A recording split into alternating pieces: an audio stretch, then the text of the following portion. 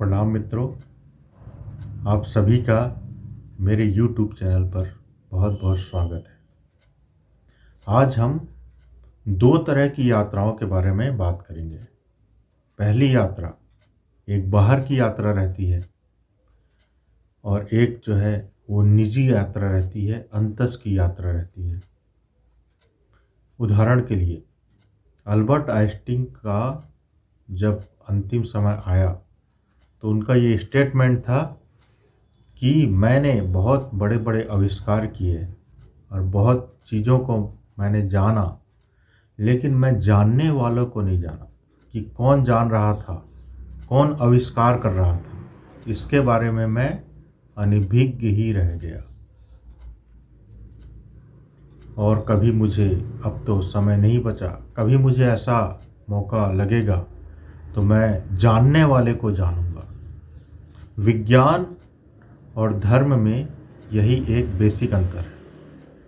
विज्ञान कोई एक व्यक्ति खोजता है तो सभी व्यक्ति के लिए वह सहज उपलब्ध हो जाता है बिना खोजे। मोबाइल फ़ोन का आविष्कार किसी ने किया तो हमें उसका आविष्कार नहीं करना पड़ेगा, हम मोबाइल फ़ोन चला सकते हैं।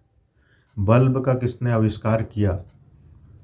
एडिशन ने किया, तो बल्ब घर घर में आज जल रहा है, उसका हमें पुनः आविष्कार नहीं करना पड़ रहा है। लाइट का, बिजली का, एरोप्लेन का, बड़ी बड़ी चीज़ों का आविष्कार हो चुका है और उसका हम लाभ ले रहे हैं सभी। और जहाँ तक आविष्कार किया गया है उसके आगे का आविष्कार हम कर रहे हैं, क्योंकि ज्ञान जो है वो पुराना है और उसी के बल पे हम आगे संशोधन करके उसे और अच्छा पा सकते हैं। लेकिन ध्यान, धर्म बहुत ही निजी है। कोई व्यक्ति ध्यान को उपलब्ध हो गया, कोई व्यक्ति समाधि, जिसको मोक्ष, हिंदुओं में मोक्ष बोलते हैं, इनलाइटेनमेंट, उसको उपलब्ध हो गया तो सभी को वह उपलब्ध नहीं होगा।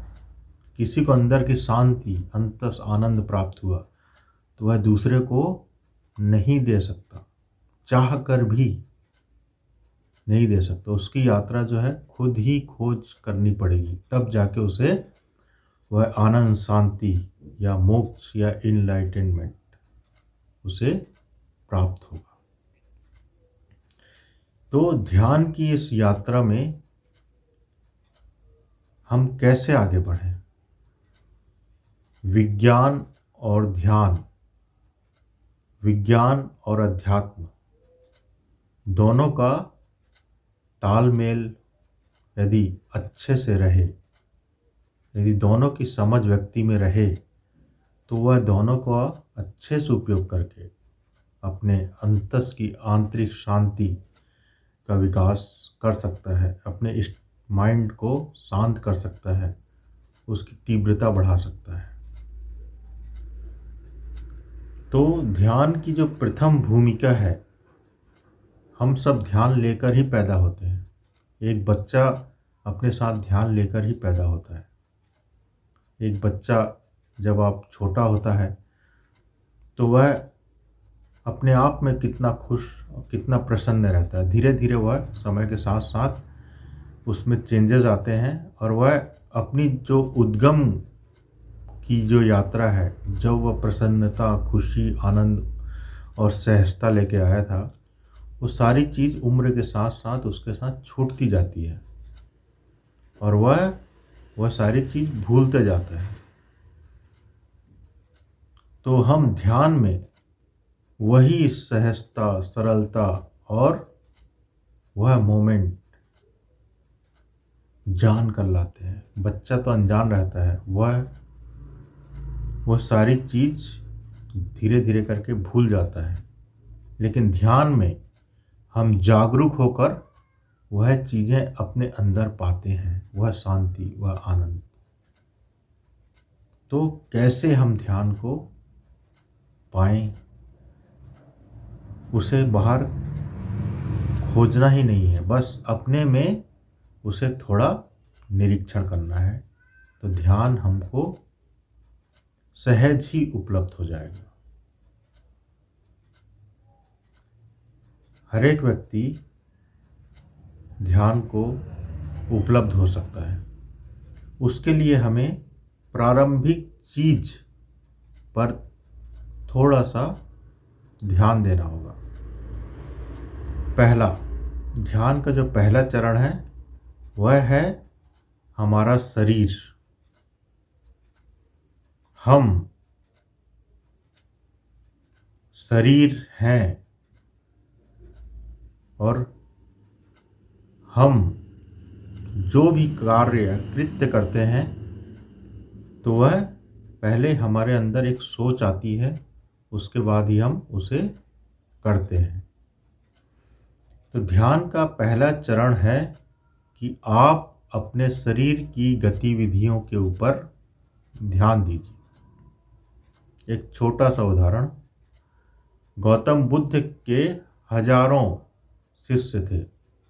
गौतम बुद्ध जब प्रवचन देते थे तो हजारों लोग उनको सुनते थे। एक बार ऐसी घटना घटी कि गौतम बुद्ध जब प्रवचन दे रहे थे तो उनके सामने एक व्यक्ति बैठा हुआ था, उनका प्रवचन सुन रहा था और वह अपना पैर का अंगूठा हिलाया जा रहा था।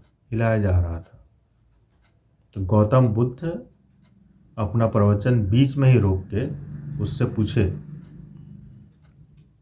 क्यों भैया, क्यों भाई, आप जो है अपने पैर का अंगूठा क्यों हिला रहे हैं? तो वह व्यक्ति बोला, अरे आप अपना प्रवचन जारी रखिए, ये पैर का अंगूठा तो यूं ही हिल रहा है। तो गौतम बुद्ध बोले कि भाई, जब तुमको खुद ही पता नहीं है कि तुम्हारे पैर का अंगूठा क्यों हिल रहा है, तुम्हारे पैर क्यों हिल रहे हैं बैठे बैठे, तो तुम किसी की अनजाने में हत्या भी कर दोगे और तुमको पता ही नहीं चलेगा कि तुमने हत्या कर दी। तुम एक छोटा सा कृत्य को जानकर नहीं कर रहे हो तो तुम बड़ी बड़ी घटनाओं भी बिना जाने करके दूसरे को और खुद को नुकसान पहुंचा सकते हो। तो पहले अपने पैर का अंगूठा हिलाना बंद करो। तो जैसे ही उस गौतम बुद्ध ने ऐसा कहा, उसका पैर का अंगूठा हिलना बंद हो गया। तो ऐसे ही हमें अपने प्रत्येक कृत्य में ध्यान को जोड़ना है। हमारी आदत बेहोशी में रहने की है, तो सतत यह क्रिया हमें यह जोड़नी होगी। जैसे कि मैं यह हाथ हिला रहा हूँ तो मैं जानते हुए हिला रहा हूँ, ये हाथ हिल रहा है तो मैं जानते हुए हिला रहा हूँ। कौर लिया, मुंह में डाला, मुंह खुला, स्वाद आया, खाना अंदर गया, जानते हुए। किसी से बात कर रहे हैं तो भीतर एक जानते हुए कि मैं बात कर रहा हूँ। किसी की तरफ देख रहे हैं तो जानते हुए कि मैं देख रहा हूँ। ये छोटी छोटी क्रियाओं में अपने अटेंशन को, अपने होश को जागृत करना है। तो आप पाएंगे कि आपका शरीर जो है बहुत ही रिलैक्स हो गया है, आपसे कोई गलत चीज़ें नहीं होती हैं, आपका माइंड जो है तनाव मुक्त हो गया है, आप ज़रूरत से ज़्यादा नहीं खाते हैं, आपकी चीज़ें संयमित और नियमित हो गई हैं। तो ध्यान का यह पहला चरण, आप इसे अपने डेली गतिविधियों में कर सकते हैं। सुबह उठते समय सबसे अच्छा समय रहता है जब ध्यान के बीज को आप बो सकते हैं। यह सोच कर उठें कि आज मैं कुछ भी काम करूँगा तो उसमें ध्यान को जोड़ कर करूँगा। स्नान करूँगा तो, नाश्ता करूँगा तो, किसी से बात करूँगा तो, और किसी की तरफ देखूँगा तो, कोई बोलेगा तो उसकी बातों को सुनूँगा तो, भीतर एक सतत जागरण या होश, ध्यान बना रहेगा। धन्यवाद मित्रों। आगे हम इसी ध्यान के बारे में बात करते करते और आगे इसके बारे में जानेंगे। ध्यान क्या है और कैसे हम इसे उघाड़ सकते हैं, इसे पाना नहीं है। ध्यान तो हमारे अंदर है। बहुत बहुत धन्यवाद। आप सभी स्वस्थ रहें, खुश रहें।